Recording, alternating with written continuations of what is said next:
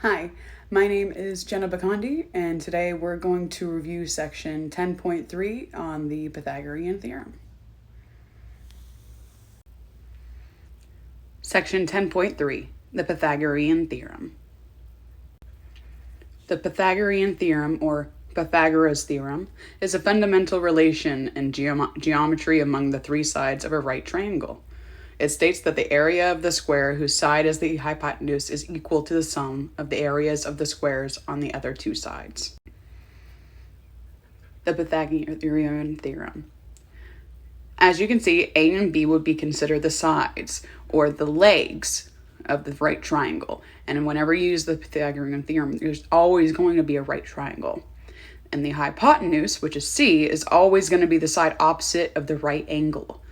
And for the Pythagorean theorem, our formula is A squared plus B squared equals C squared. And for this formula to work, you can't simply take out the 2's or the squares. You have to, it can't be A plus B equals C squared. It's A squared plus B squared equals C squared. Let's go over some practice problems.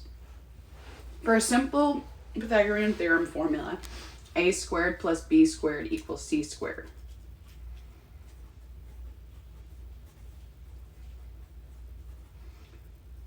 We know that our sides, or our legs, are A and B. So we could go ahead and plug these two in to try to find the x, or in this case, our hypotenuse. So we'll take 5 as our A squared, plus B, which is our 12 squared, equals x squared. Because remember, we're trying to find our hypotenuse. 5 squared is going to equal 25. 12 squared would be 144 equals x squared. So if we add 25 and 144, we actually get 169 equals x squared. Now remember, we have to find the square root of what x is to find x. So if we square root both sides, the square root of 169 equals 13, which means that x is 13, meaning our hypotenuse is 13. Let's try another one. Now, in this problem, we have our sides or legs, x and 12, and our hypotenuse is given this time with a sum of 20. So we have one side of 12 and our hypotenuse of 20. Remember, A squared plus B squared equals C squared. So in this problem, we're trying to find x, which would be one of our sides. So if we want, we could go ahead and make this our A, which would be x squared, plus B squared, which would be our other side, which is 12 squared, equals our hypotenuse, or 20 squared. Now, if we take 12 squared equals 144. 20 squared is going to be equal to 400.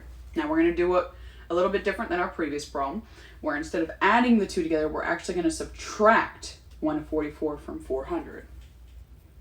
So if we subtract 144 from 400, our x squared is then equal to 256. Now remember, this isn't our final answer. We have to find the square root of 256. So if we square root both sides, our x equals 16. So our missing side, or leg, would be 16.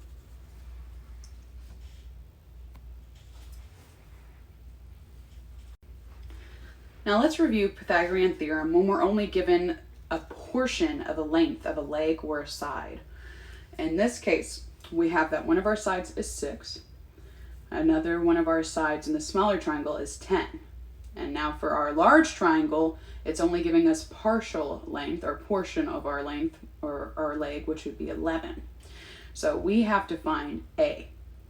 So if we take our side and hypotenuse, the smaller triangle, which is 10, and we take it and we go x squared, which would be our A that we're trying to find, one of our sides. Or I guess we'll go ahead and just put that as A. Let's go ahead and do that as A. A squared plus 6 squared, which would be our other side, equals 10 squared, because we're going to use that smaller hypotenuse for this smaller right triangle. Now 6 squared 6 squared equals 36. 10 squared equals 100. So we're going to do what we did in our previous problem where we're going to take 36 away from 100. So A2 equals 64. And remember, we're going to square root. So the square root of 64 is going to be 8. So A would equal 8. So our remainder of this length for this side would be 8. And 8 plus 11 equals 19. So that would be the full length of this leg. Now that we have this full leg, we can now plug this in so we can try to find x for our larger hypotenuse for the larger triangle. So what we're going to do is take 19 squared, our larger side, plus 6 squared, our other side, or leg, equals x squared, because we don't know what our x is. 19 squared is going to be 361. 6 squared is going to be 36, equal to our x squared. If we add those two together, we get 397 equals x squared. And if we square root, 397 is a prime number. So what you'll do is actually keep that as your answer. So the answer for x is the square root of 397. Now remember, when we speak of prime number is a natural number greater than 1, and it is not a product of two smaller natural numbers. And that's how you do a portional length. Let's do another portional length. Now, in this equation, our smaller triangle has A, 10 is the hypotenuse, and 8 is our other side. For the larger triangle, we can see that our portional length is 9 on one leg side. So what we'll do first is, again, we're going to find A. So A squared plus 8 squared, one of our legs, equals our smaller hypotenuse, which is going to be 10 squared. And this is so that we could find A.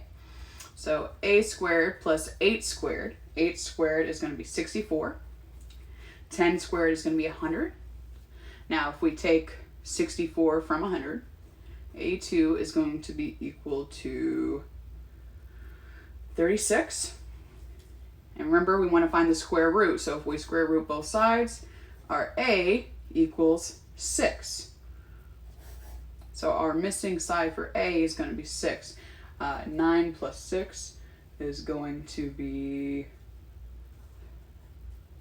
15. So our full length for this one side or leg is going to be 15. So now we could plug this in for 15 squared plus 8 squared, don't forget that other side, equals x squared. Because we want to plug this number in with the 8 so that we could try to find our x for our larger hypotenuse for the larger right triangle. 15 squared is going to be 225. 8 squared is going to be 64, equal to x squared. 225 plus 64 is going to be 289, equal to x squared. And if we square root, x is going to be equal to 17. So our hypotenuse in this case is 17, and our sides are 15 and 8. Now let's review three-dimensional objects using the Pythagorean theorem. For this problem, it's asking you to find the diameter of the bottom of a cone. Now for this problem, it gives us the slant height, which is 17, and the vertical height, which is 15. Slant versus vertical. So when we think of this equation, we want to think of a right triangle. So in this case, we have our height, our vertical height, which is 15, and we have our slant height, which is 17. And we want to find the diameter. Now we can't find the full diameter from this, but we can find the radius, which is half of the length. So for this equation, we could just plug it in as we would for the Pythagorean theorem, but instead of x, we would have r squared, because that's one of our sides, plus 15 squared, one of our sides, equals 17 squared, our hypotenuse. 15 squared is going to be 225, and 17 squared is going to be 289. Now, we subtract 225 from 289, our R2 is going to be equal to 66,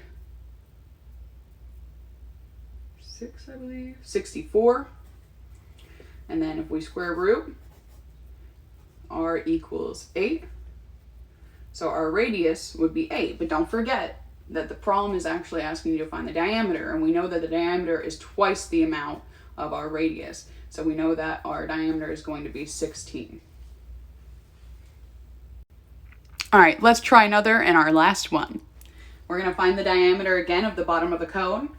This time our slant height is going to be 20. Again, reference and think of this as a right triangle. 20, your slant height would be your hypotenuse. Your vertical height would be 16. And your radius would be your other leg or side. Again, we're going to do r squared plus 16 squared, don't forget that side, equals 20 squared, our hypotenuse. So r squared plus 16 squared is 256. 20 squared is going to be 400. Take away 256 from 400 and you're left with 144. You square root both sides. Your radius is equal to 12.